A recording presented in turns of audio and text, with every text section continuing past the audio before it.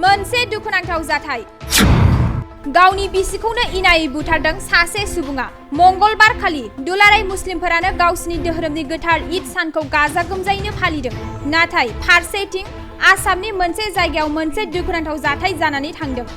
आसामनि दरं जिल्ला मंगलदैयाव सासे सुबुङा गावनि असे बिसिखौनो इनायै बुथारदों बुथारजानाय आइजोनि मुङा आसिया बेगम आरो बुथारग्रा सुबुं एबा फिसायनि मुङा नुर इस्लाम गावनि बिसिखौ बुथारग्रा बे दुथां सुबुंखौ दा पुलिसा हमबाय आरो होखानाय दायनि साजा बादियै पुलिसा बे दुथांनि हेंथायै केस रेजिस्टार खालामनाय जाबाय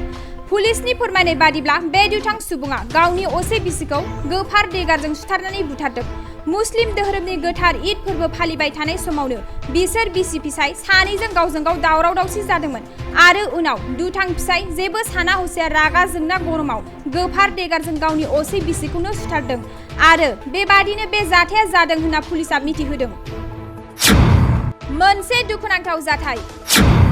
गावनि बिसिखौनो इनायै बुथारदों सासे सुबुङा मंगलबार खालि दुलाराय मुस्लिमफोरानो गावसिनि धोरोमनि गोथार ईद सानखौ गाजा गोमजायैनो फालिदों नाथाय फारसेथिं आसामनि मोनसे जायगायाव मोनसे दुखुनांथाव जाथाय जानानै थांदों आसामनि दरं जिल्ला मंगलदैयाव सासे सुबुङा गावनि असे बिसिखौनो इनायै बुथारदों बुथारजानाय आइजोनि मुङा आसिया बेगम आरो बुथारग्रा सुबुं एबा फिसायनि मुङा नुर इस्लाम गावनि बिसिखौ बुथारग्रा बे दुथां सुबुंखौ दा पुलिसा हमबाय आरो होखानाय दायनि साजा बादियै पुलिसा बे दुथांनि हेंथायै केस रेजिस्टार खालामनाय जाबाय पुलिसनि फोरमायनाय बादिब्ला बे दुथां सुबुङा गावनि असे बिसिखौ गोफार देगारजों सुथारनानै बुथारदों मुस्लिम धोरोमनि गोथार ईद फोरबो फालिबाय थानाय समावनो बिसोर बिसि फिसाय सानैजों गावजों गाव दावराव दावसि जादोंमोन आरो उनाव दुथां फिसाय जेबो साना हसिया रागा जोंना गरमाव गोफार देगारजों गावनि असे बिसिखौनो सुथारदों आरो बेबादिनो बे जाथाया जादों होनना पुलिसा मिथिहोदों नोंथाङा सरकारि साख्रि नागिरदोंना नोंथांनि थाखाय मोनसे गोजोनथाव खौरां नोंथांनि थाखाय दं एडुकेट पइन्ट जेराव नोंथाङा सोलोंथाइ लानायनि गेजेरजों सरकारि साख्रिनि गुबुन गुबुन रोखोमनि गोब्राब आनजादफोरखौ उथ्रिसारनो हागोन आरो गावनि आथिङाव गसंथानो हागोन